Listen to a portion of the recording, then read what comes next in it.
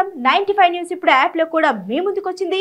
వెంటనే డౌన్లోడ్ చేసుకోండి, latest updates ని పొందండి.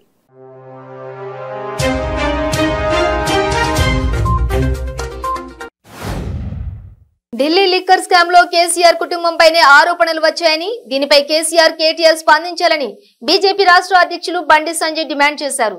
ప్రతిదానికి స్పందించే ట్విట్టర్ టిల్లు ఈ విషయంలో ఎందుకు స్పందించడం లేదని నిలదీశారు.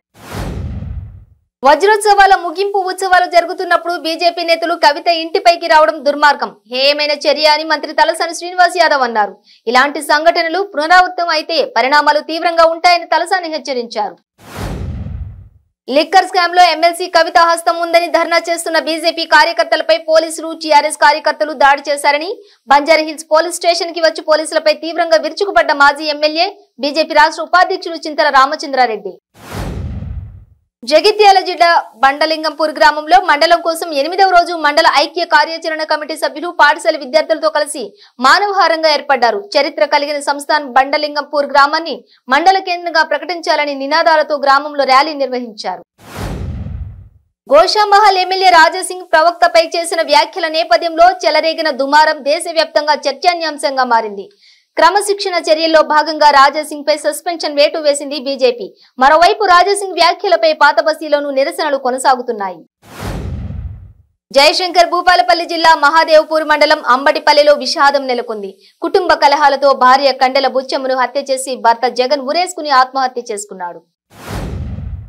కృష్ణా జిల్లా గన్నవరంలోని అప్సరా థియేటర్ సమీపంలో ఏటీఎం చోరీకి యత్నించారు 6 దుండగులు. అర్ధరాత్రి గస్తీలో తిరుగుతుండగా ఏటీఎం ధ్వంసాన్ని గమనించిన కానిస్టేబుల్ మనిందర్ దుండగులను పట్టుకునేందుకు ప్రయత్నించగా 6లో 4 పారిపోగా 2ని చాకచక్యంగా పట్టుకున్నాడు కానిస్టేబుల్.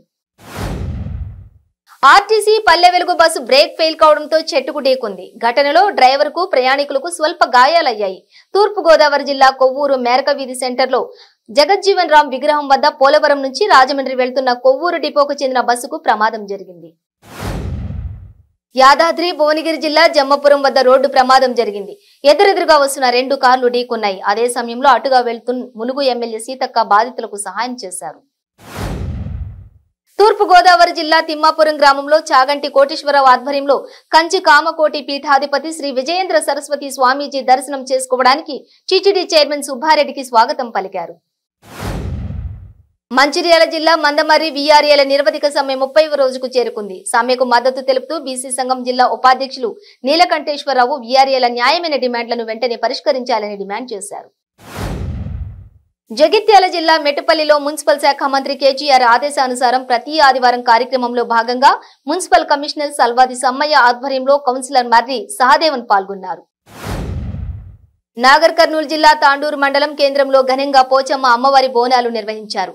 గ్రామ పెద్దల సమక్షంలో ఈ బోనాల వేడుకలు ఘనంగా నిర్వహించడం జరిగింది.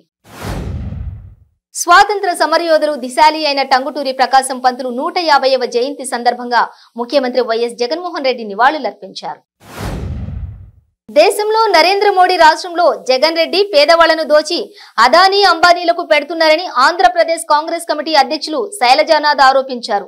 షావుకర్ల కోసం పనిచేయడం మానుకుని పేదల గురించి ఆలోచించాలని హితవు పలికారు. కృష్ణా జిల్లా పెడనలో ఉద్రిక్తత నెలకొంది. జనసేన నాయకుల ఆందోళనను పోలీసులు అడ్డుకుని అరెస్టు చేశారు. జనసేన అధినేత పవన్ కళ్యాణ్ పై మంత్రి జోగి రమేష్ అనుచిత వ్యాఖ్యలు చేశారు.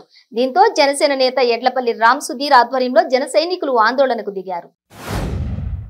పలాసలో పరామర్శకు వెళ్లిన తెలుగుదేశం పార్టీ జాతీయ ప్రధాన కార్యదర్శి నారా లోకేష్ ను పోలీసులు అడ్డుకోవడాన్ని ఖండిస్తూ జిల్లా తెలుగు యువత అధ్యక్షులు రావిపాటి సాయికృష్ణ ఆధ్వర్యంలో గుంటూరు టీడీపీ నేతలు నిరసనకు దిగారు.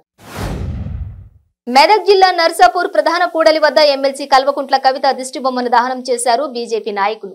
లిక్కర్ స్కామ్ లో ఆరోపణలు ఎదుర్కొంటున్న కవితను దోషిగా నిర్ధారించాలని బీజేపీ నాయకులు కోరారు. మంచిర్యాల జిల్లా చెన్నూరు మండలం కిష్టంపేట గ్రామంలో నేషనల్ హైవే రోడ్లో ప్రయాణిస్తున్న ద్విచక్ర వాహనాన్ని ఆటో ఢీకొనడంతో వాహనదారుడు మృతి చెందాడు. ఆటోలో ప్రయాణిస్తున్న ప్రయాణికులకు తీవ్ర గాయాలయ్యాయి. మార్కాపురం టౌన్ పోలీస్ స్టేషన్ లో గత రాత్రి సభ్య సమాజం తలదించుకునే విధంగా కాలితో తన్నుతూ లాఠీలతో విచక్షణారహితంగా పోలీసు అధికారి కొట్టారని బాధితులు ఆవేదన వ్యక్తం చేశారు. యాదాద్రి భువనగిరి జిల్లాలో చెడ్డీ గ్యాంగ్ మరోసారి విరుచుకుపడుతుంది. గత కొన్ని సంవత్సరాల క్రితమే చెడ్డీ గ్యాంగ్ జిల్లాలో భారీ దోపిడీకి పాల్పడడమే కాకుండా విలువైన ప్రాణాలను సైతం తీస్తుంది. రాష్ట్ర వ్యాప్తంగా చర్చనీయాంశంగా మారిన చెడ్డీ గ్యాంగ్ ను బీబీ నగర్ లో గుర్తించారు.